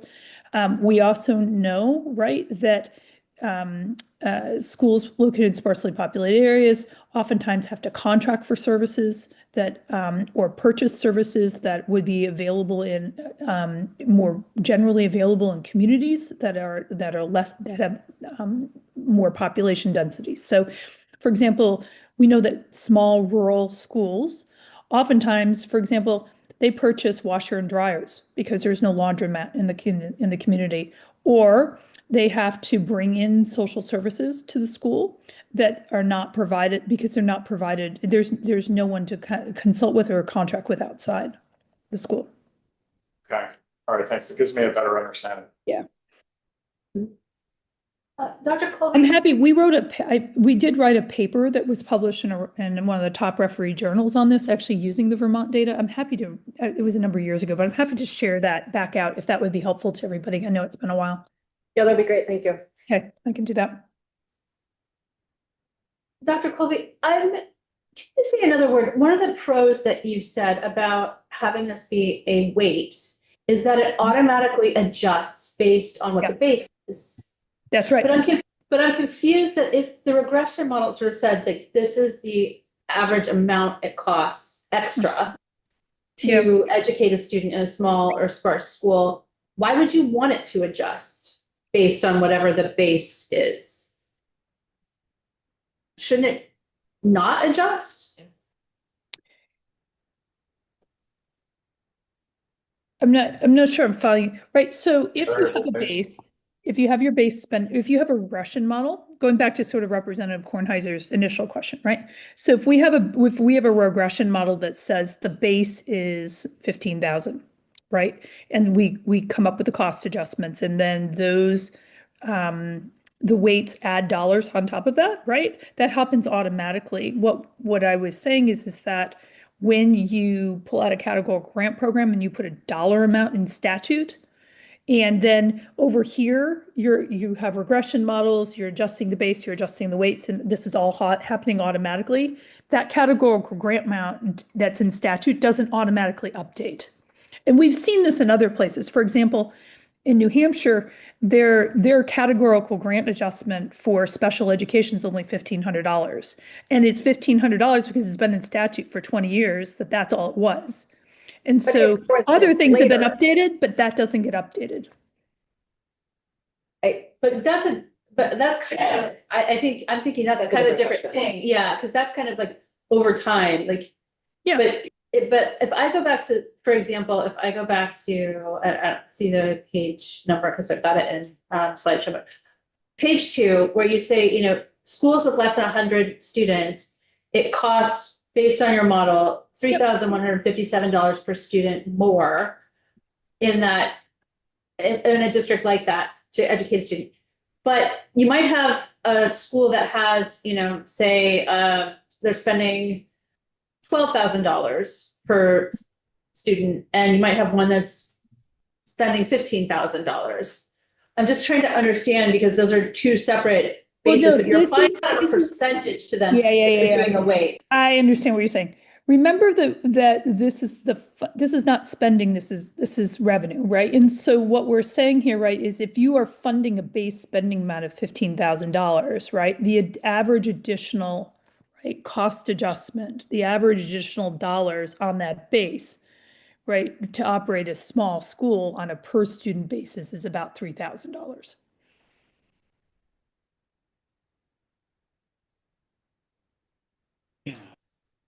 Yeah, I'm sorry if I'm misunderstanding the question. No, I think I'm not explaining the question very well. I'm just struggling because we've got basically the weights in here are percentages. That's right, and they generate a dollar amount. But it's a different dollar amount for every district, right? So no, it's not. No, it's not a different dollar amount for every district, right? The base we're under the foundation funding, the foundation. I'm talking about right now. I'm not talking about the foundation formula. I'm talking, because we're talking today, I think, about adjusting the weights, you're choosing talking between about weights tax and capacity grant. weights? Yes. Yes. Oh, I'm sorry. I thought you were talking about the foundation. Too many weights. No, I'm talking about current state. Yeah. Sorry. Right. Yeah. So the tax capacity weights, right? So the dollar amounts I gave you are foundation formula weights. They are not tax capacity, right? Those dollars that I talked about, that additional spending amount is assuming a foundation formula, right? So if we want to talk about tax capacity weights, the tax capacity weights are, what tax capacity weights do is they're taking total spending and adjusting for equity, right? And so they're looking at proportionally on average, right, on average, what the additional spending is in a smaller sparse district that's necessary to get to common outcomes. What I just talked about, and I'm sorry if I misunderstood, is these are the additional dollars that would go on a foundation amount of $15,000, which is what we have in Act 73 right now. And that would be the additional dollar increment. The two things are different. Okay, I understand that. I'm still just, yeah. We're trying to translate the tax capacity weight into a dollar You amount. can't, That's what you can't, you can't, because that's not how tax capacity weights work, right? And so the challenge with the tax capacity weights is that tax capacity weights are equalizing differences in spending, right? And it's equalizing differences in spending in proportional ways, right? That make us, right? Those models make assumptions about the optimal level of spending that is necessary for students to attain common outcomes, and then adjusting that proportionally for these additional cost factors. That's different than identifying a dollar amount that goes on top of a foundation formula, right on top of a foundation that you would translate into a grant. Representative Woodian. I wonder, do the economic disadvantage weights, Mhm. if they apply to districts that pay tuition and do not operate schools? And then what's the fix for that? Okay, so I'm going to have to clarify, are we talking under the tax capacity weights or the foundation formula weights? Because they're The different things. overall conversation we're having, just to reset, and then I'm not trying to stop your question. I just want to bring us back in and then have you ask your question. It's foundation. Nope. Under our current law weights, can we remove the rural and sparsity weight and replace it with a categorical grant as part of a transition mechanism? So the answer is you can, and Representative Odie, I'll get back to your question. The answer is you can. However, I think it was Representative Burkhart, I'm having a hard time seeing. Yes, it was, yes. I think it was your question, which is then what is the fair dollar amount with that? And so Representative Burkhart, you are correct in recognizing that when you do that, you've got people spending different amounts, right? And so that it's not as precise of a cost adjustment in that regard, because you have these different spendings and different bases and things along those lines. Can you assume, based on the regression model, that on average, the additional cost of operating a small school on a per student basis is about $3,000? Yes, you can. But that's an average, right? And what we know is, I think to Representative Burkhart, we've got a wide range of spending. It's the average. It's also the optimal average, right? Because when you think, well, that's right. So when we do the regression, the regression coefficient is the mean, and that coefficient is statistically significantly different from zero. It doesn't mean there's not a range around it, but that is the mean, right? And so to your point, Representative Burkhart, now that I'm understanding your question a little better, is no, it's never going to be the perfect adjustment, right? When we're in a tax capacity situation. When we're in a foundation formula, right? What we're doing is we're not talking about equalizing spending, right? We're talking about this is the amount of state revenue that you get. And so that's why the two things are a little bit different.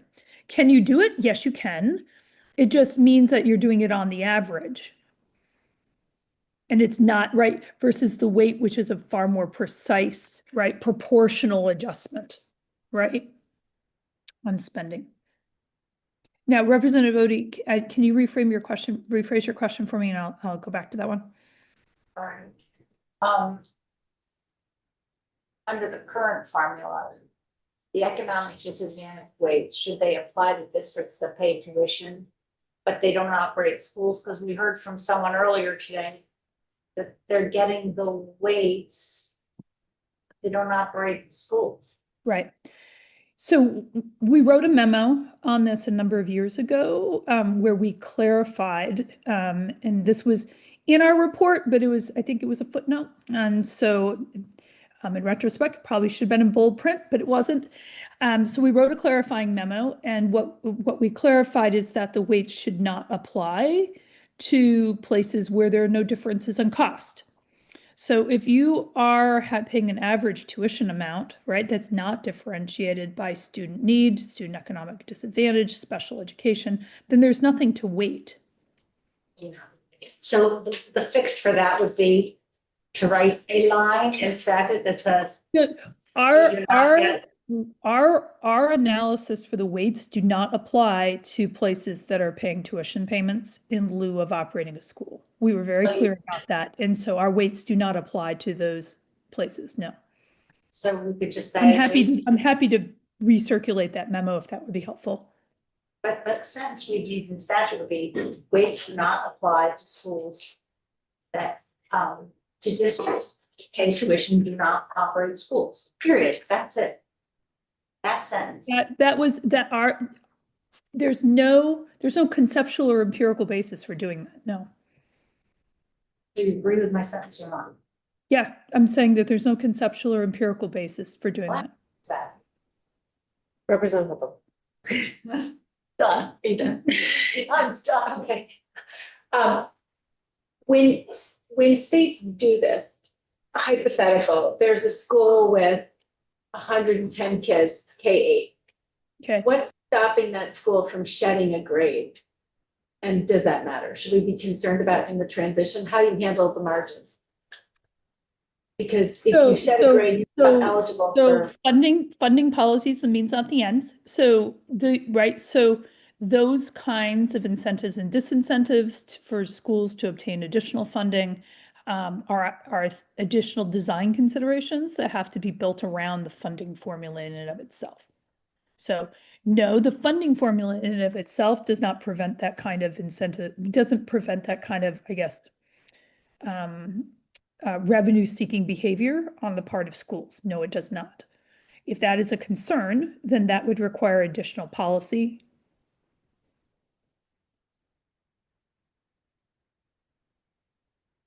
Does that answer your question, Representative Holcomb? Yes, thank you. Representative Higley.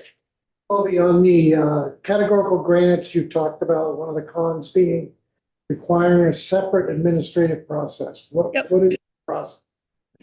Well, what it does is it means that, for example, in this instance, I believe it would be the Agency of Education would have to administer a separate categorical grant program in addition to the existing formula, right? So we operated a small schools grant program for many years. It sunsetted with 127. There are just administrative costs to doing that. I will say, though, is that the new policy that, right, going forward under Act 73, which is going to sort of put these additional qualifiers on receiving small and sparse funding, regardless if it's a weight or a categorical grant program, is creating a new administrative requirement for the Agency of Education already. And so I'm not sure that moving to a categorical grant program adds that much, because there's already going to have to be an administrative process for determining on an annual basis, right, whether or not a school beats the small and sparse by necessity. Thank you. If some districts are overweighted now, how will that affect them in the transition when we transition to a statewide? Can you define overweighted for me, please? But if we are currently giving weights to districts that don't operate schools, will that affect their transition into a foundation plan? And how? I mean, I would expect it would, right? Right. And so I think there are a lot of considerations with the transition. I mean, to the extent that you have towns that are paying tuition and not operating a school, and that tuition amount and they are currently weighted right, applying weights to their spending, even though their tuition doesn't vary, if those weights go away on a per student basis, then their real costs will likely go up. That said, some of that, the magnitude of that difference, Representative Holcomb, is going to depend on the delta between the tuition payment, the tuition amount, and the foundation formula, right? Right. So if in fact tuition equals the foundation amount, right? So if that is required, that, for example, independent schools or all public schools accept the foundation formula amount, right, the base and the weights, then no, then no. In those cases, it might actually go down. Their cost to a local town might actually go down because the tuition amounts that many towns are paying are above the foundation formula, even with the weights under the foundation plan. So I don't know that it's a clear yes or no for every single town, Representative Holcomb. But if they were to be paying the same tuition amount, then yes. I think it all depends. I mean, the answer to that question hinges on whether it's the General Assembly's intent to have the foundation amount equal to the tuition amount that all towns pay, right? A uniform tuition amount, whether or not a child is tuitioned to a public school or a non-public school. And that is how Act 73 is laid out right now. Yeah. So in that instance, Representative Kornheiser, then if that tuition amount, even with the weights on it, is less right across the population of students in a town, if it very likely is that then the town would actually be paying less on a per student basis than they would under the current arrangements, because the average the base spending amount, even with the weights, is probably less than what many towns are paying on a per student basis for students to attend school, to attend non-public schools. Professor Colby, you have 60 seconds left with us. Is there anything else you would like to say other than us thanking you so much for your time? Thank you for your time. I'm happy to answer questions. I'm sorry that I didn't understand. I apologize, Representative Burkhardt. I didn't understand your tax capacity weights. There's too many weights floating around. But I'm happy to answer more questions. Weights floating around. Happy to answer other questions. And I think I have two to-dos. One is to recirculate the journal article, and the other one is to resend the memo I had on the tax capacity weights applying to tuition. Thank you so much. And you can send us both to Sorcha and she can send them. I can do that. Everyone. I can do Yeah. that. Thank you Thanks, so much for your everyone. time. Nice to see you all. Appreciate it. Bye. Okay, bye-bye. We are now going to go back to Julia or wherever you were when last we were there. Thank you so much.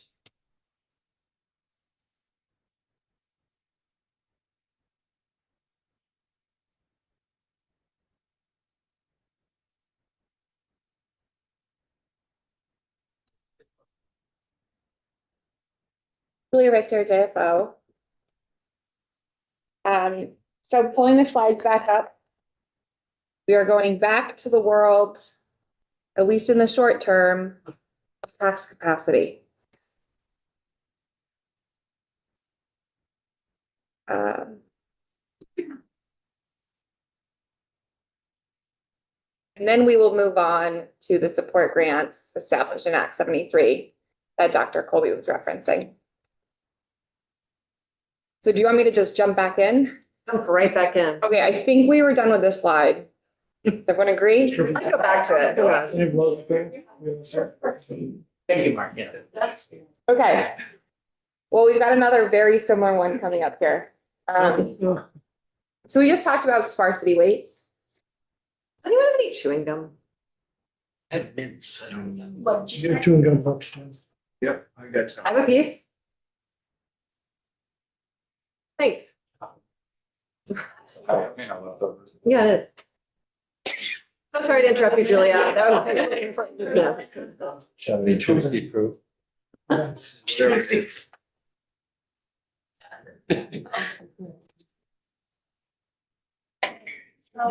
yours. No, that's not. I'll split it with you.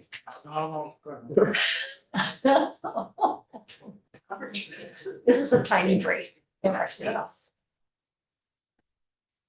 Clear heads. Reset. So sorry. We good? Okay. Great question. As good as we're going to be. We talked about sparsity weights under current law, those tax capacity weights. Now we're also talking about current law tax capacity weights, but small school tax capacity weights in today's current financing scheme. So in addition to the weighting categories we've spoken about, current law also has a small school weight. This weight is a school can only be eligible, the students of a school can only be eligible for a small school weight if that small school is located within a district that's considered sparse. And considered sparse by fewer than 55 persons per square mile. So going back to looking at our sparsity weights, essentially to be eligible perhaps for a small school weight, the district needs to fit into one of these two sparsest tiers. So assuming that a district is considered sparse, then if that district has a school or schools that fall within the small school categories, small school parameters, then the students enrolled in that school get a weight. The small school weights are tiered, meaning that a small school in a sparse district with 100 to 250 pupils, each student enrolled in that school would receive a weight of 0.07 in addition to their other weights. If the school is fewer than 100 pupils, each student in that school would receive a weight of 0.21. Of course, those weights would be associated with the school because it's capturing the average 2-year enrollment of the school. So those weights would be in addition to the other weights that the district was receiving. So that's current law small school weights. We have the same type of slide that we just spent some time talking through. So I'm going to walk through this again, but perhaps say the questions that each one of these bullets is answering first. So we're looking at fiscal year 2026. Of the entire weighted student count, so all students plus all weights, what portion did small school weights account for? And the answer is 1%. 1,330.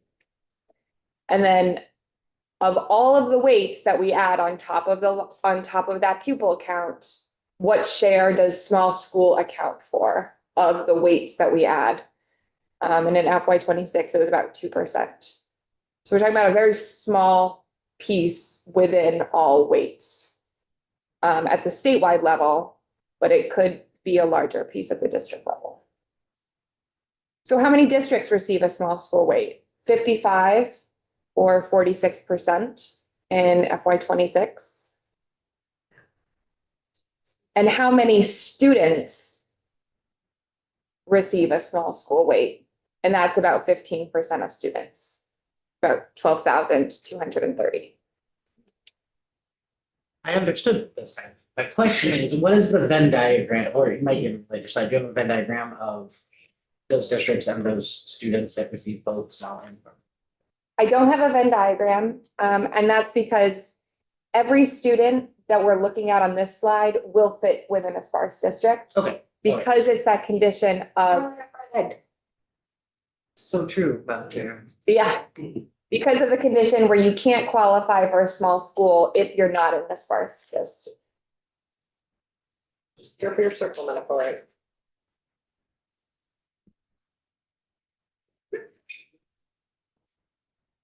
Not even Friday. So that's it for current law. Moving on? I think so. Okay. So Act 73 Now we're pivoting to the foundation formula. And we're pivoting to the funding changes that were made in Act 73 for funding small and sparse. And we're living under current law. We are hypothetically moving towards Act 73. What we're trying to figure out this week and next week is, are there policy changes we want to make in the interim that are some combination of the two? What were your last sentence, that are what? Some combination of the two, like a Venn diagram of sorts. Gotcha, thanks. So so we're really pivoting now. First, we're thinking about Act 73, just that this is a reminder. Act 73 established a foundation formula, right? Where you've got the base amount multiplied by the weighted student count, which gives you a district's education opportunity payment. That base amount is $15,033 in FY25 dollars. It's inflated forward each year. And so that's one portion.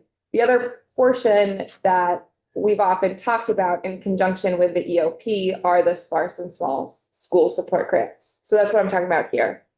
So Act 73 no longer includes weights, albeit different types of weights, but no longer has any weights associated with small and sparsity, and moves to support grants. So how do they work? Act 73 established these support grants. They're no longer contingent on each other. So we'll just talk about each one. So Act 73 established a sparse school grant, which has a two-part test, two criteria that a school must meet. And I want to flag, this is no longer at the district level, right? We're looking at a sparse school rather than a sparse district. Two criteria. One, that the school must be located in a sparse area. And the area is the city, town, or village in which the school is located, fewer than 55 people per square mile, and deemed sparse by necessity. And this is, Dr. Colby was just referring to the outstanding sparse by necessity definition. And in 2025 dollars, that grant amount for a sparse school would be per pupil 1,954. So now we've completely pivoted away from tax capacity and what tax capacity means. And now we're in the world of cost adjustment and dollars associated with that cost adjustment. Act 73 also established small by necessity school support grants, also with two criteria. One is that the average enrollment over 2 years is fewer than 100 pupils. And two, that school is deemed small by necessity, also outstanding. And that FY25 grant amount, again, also increased by inflation every year, would be $3,157 per pupil. I'm thinking about a rural union school that is the catchment area for a lot of sparse communities that might meet the criteria, but the host town of the school does not. So per the way Act 73 was passed, if the school is not located in a sparse area, then it would not qualify. I will say that if you recall, Act 73 charged JFO with contracting for a lot of work associated with the foundation formula, which we're currently working with our contractor. One of the pieces of that scope of work is for the contractor, so AIR, to look at other measures for evaluating sparsity. And we've been having some really interesting conversations through the principal investigator and the GIS office about just different ways to measure sparsity. And I have a follow-up to your question. So are you Question saying, for Julia? well, it goes with your question. So I'm thinking, were you thinking, well, you would not want to merge if you're going to lose $3,000 per student because you have to go to a place that is a school that's a merged school that's got more densely populated area. So are you thinking that's a negative to merge? I wasn't thinking about incentives to merge or not merge. I was just thinking about money. Thinking about money and incentives, and I'm wondering if that's kind of, So I think that's the by necessity part, and I think that's where that by necessity part comes in. all right, thank you. But that's a useful track to be going down. And maybe when they're looking at that, they can look at some of the implications or the response to revenue that I think Professor Colby was talking about. Because you could make a decision about removing pre-K from your program or removing 8th grade from your program. And that might affect your eligibility.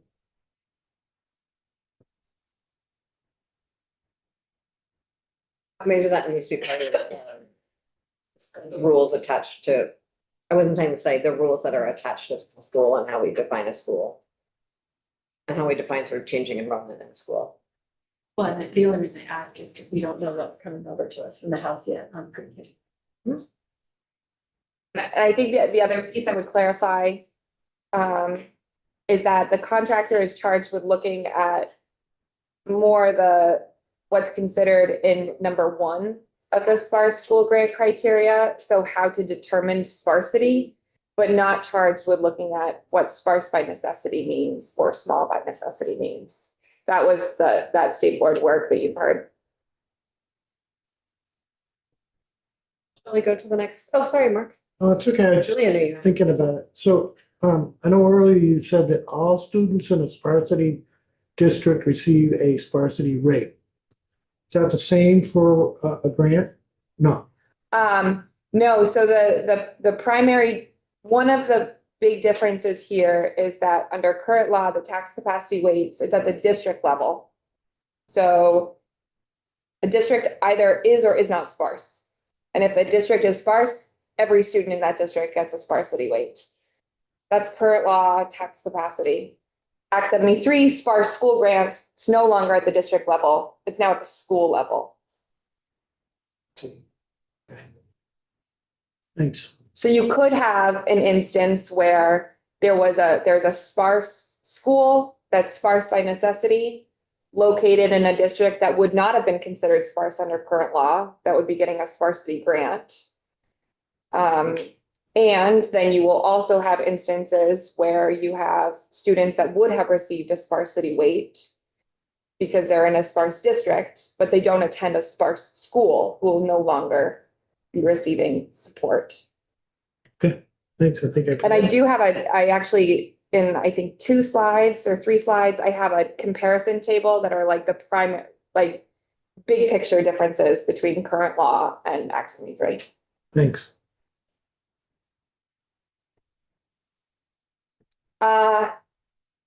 Wouldn't be a slide deck if I didn't include some caveats. So note about modeling and thinking about Act 73 modeling. As you all know, definitions and standards for sparse by necessity and small by necessity are outstanding. So we don't know who's going to qualify because it will depend on what those definitions mean. So absent those standards, we've proxied small by necessity by looking at the way it works in current law.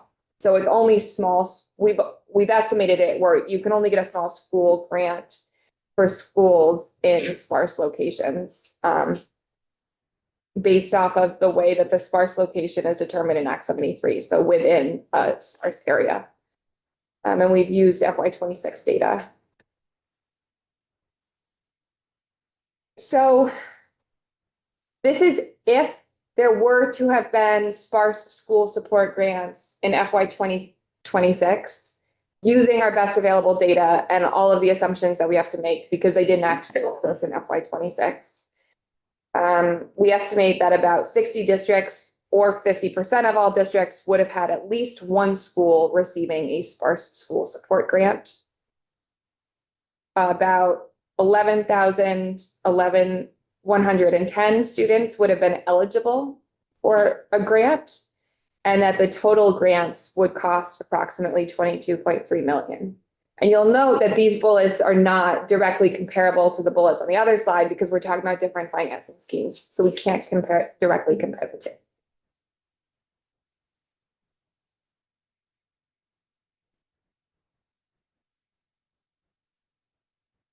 And then doing the same analysis, but for the small school support grant, also hypothetical, also using those assumptions and proxies.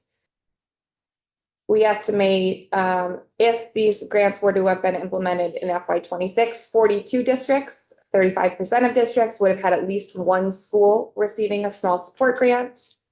4,472 students would have been eligible for a small school support grant, and this would cost approximately 14.5 million. And if anybody is trying to multiply the long-term ADM by the base amount of 15,033, you'll notice it's not equaling the totals, and that's because the 15,033 is adjusted for inflation in these estimates.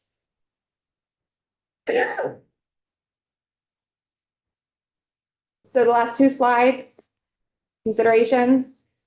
This is the slide I was alluding to. So significant differences between the cost adjustments for sparsity and small school weights, or small schools in current law and Act 73. I think we've spoken about all of these, but just as a reminder. So both cost adjustments, so both small and sparse, have a difference in terms of the type of cost adjustment. So current law has tax and capacity weights for small and sparse, and Act 73 has categorical aid or grants. Both small and sparse have difference in terms of tiers of the cost adjustment. Under current law, the weights have tiers, right? We saw that for sparsity, depending on how sparse you were, a district was, its students got different weights. Same with small school, dependent on how small that school was, got different weights. Act 73 does not have tiered grants. So you either get it or you don't. The source of work. So both the Act 127, so our current law pupil weights stem from the 2019 pupil weighting factors report. The grants, and Dr. Colby alluded to this, the grants stem from the 2025 memo that this committee looked at last year that was updating the 2019 work with better data, or more recent data, I should say. Sparsity, there's a difference in eligibility. This gets back to Rep. Higley's point. Under current law, sparsity is calculated by the persons per square mile in a district. It's at the district level. Act 73, it's at the school level, and it's that two-pronged test we spoke about. And small schools also have difference in eligibility. The current law, it is a two-pronged test. So first, you have to be within a sparse district, and then you need to have average enrollment fewer than 250 pupils, excuse me. Act 73 has a two-pronged test of the average enrollment fewer than 100 pupils and deemed small by necessity. And these are hot links in case you wanted to look at the sources. Lastly, we've talked about this, derived from different data for calculating the cost adjustments, and that we really can't directly compare between current law weights and Act 73 grants because of the different funding structures.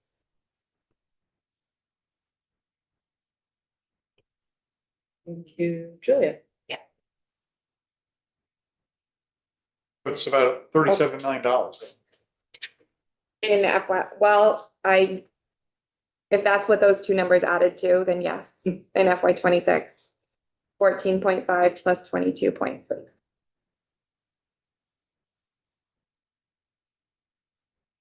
I can't sit. Will you play your slide back? Thank you. So 37 mil, I think that's what Charlie said, that they can use to either lower their tax rate or improve their curricular offerings within the building, right? So I think this is some of the difference. So if this would be, a grant is first to be spent. Yeah, yeah. And the weight, if we can't unfortunately approximate what the cost is of removing a weight, really.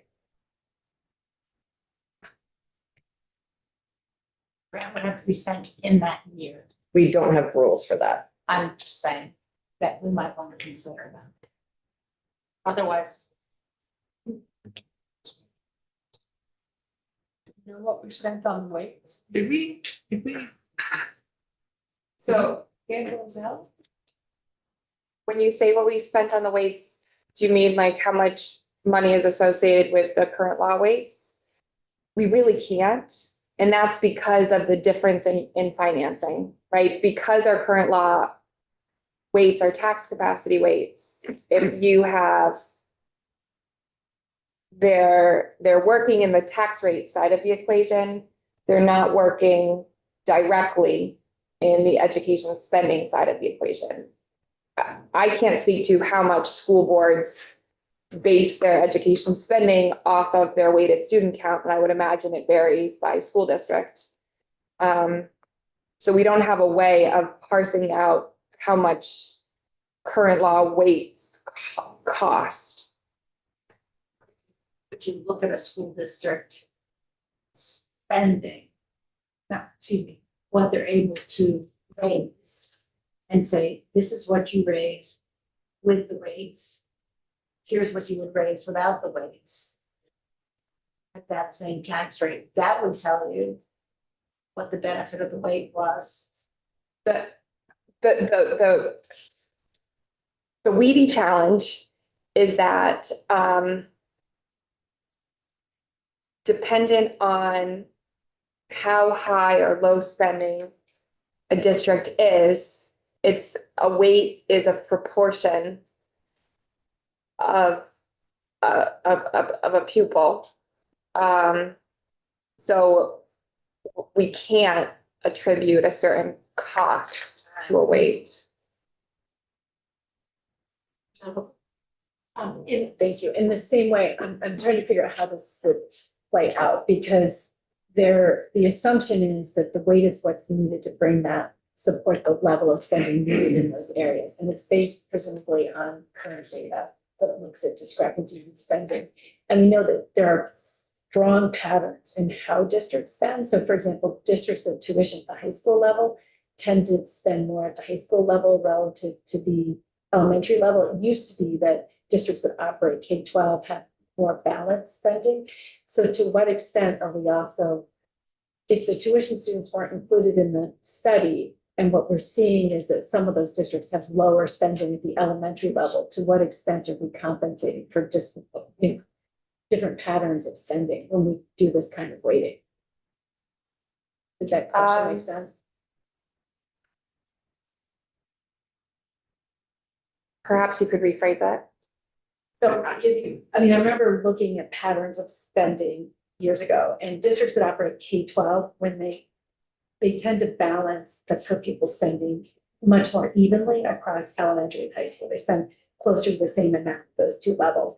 But districts that tuition often squeeze their elementary spending to pay tuition. So there's a greater disparity.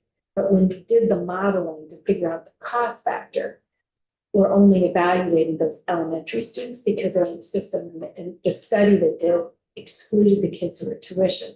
So now we're trying to correct disparate spending in some of those smaller schools because those also tend to be ones in those areas that are tuitioning. So to what extent is the way we're weighting also just trying to correct for that pressure on elementary schools in those regions? I don't know. I don't know. Question for Rep. Polk.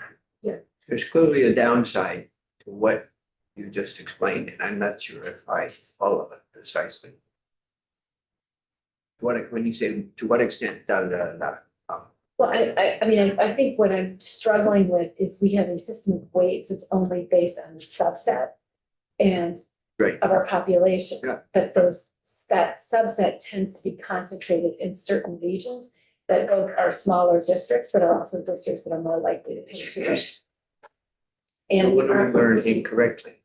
well, I think it's just very hard to make sense of our data. I'm not Yeah, arguing, I'm just trying to understand. yeah. I can follow up with Professor Porter, see if she has an answer as well. You have an idea what, school principals, superintendents, what their ideas are concerning weights versus grants? Whether it be in a rural area or. I think that's part of what we were trying to get at today. I think we're gonna have more folks joining us tomorrow.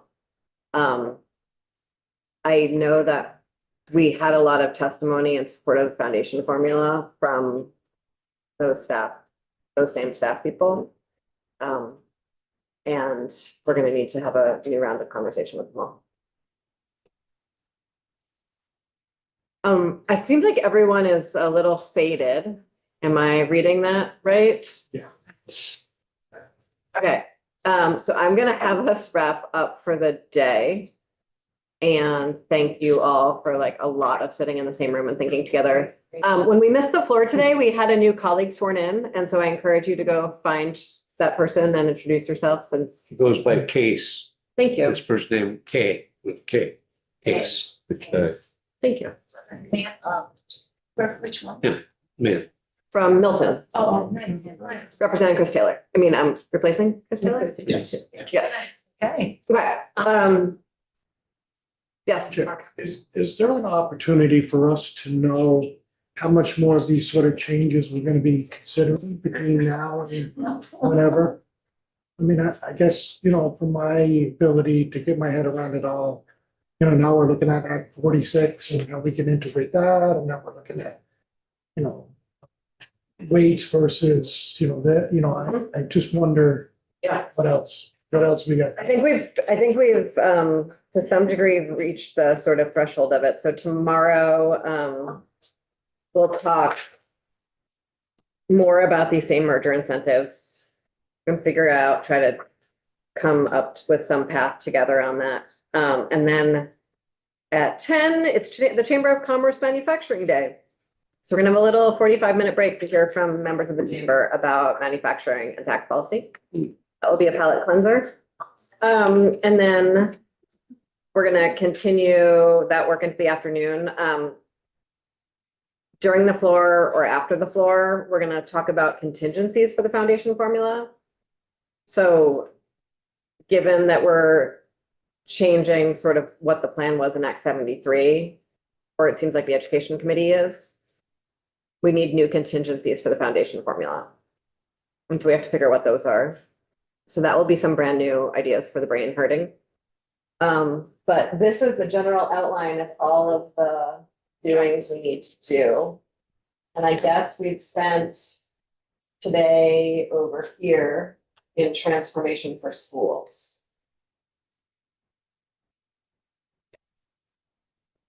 And CISA support and merger incentives. Yep. Our goal for the end of the year, is it still to hand the voters a new school system, fundraising, that whole thing?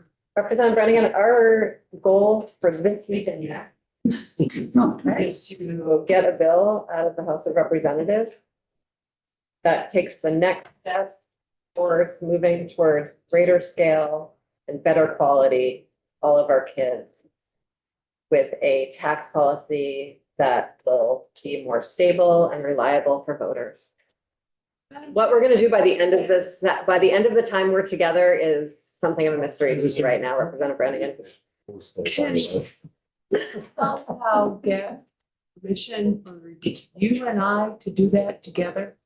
And then the rest of the world will just accept what we come up with. Yes, yeah. That is great. Yeah, sure, I would make a motion. Yes, Representative Brannigan. Liberal, conservative. I am not a liberal, Representative Brannigan, but we will do that. We'll do that at 4:30. You'll do that.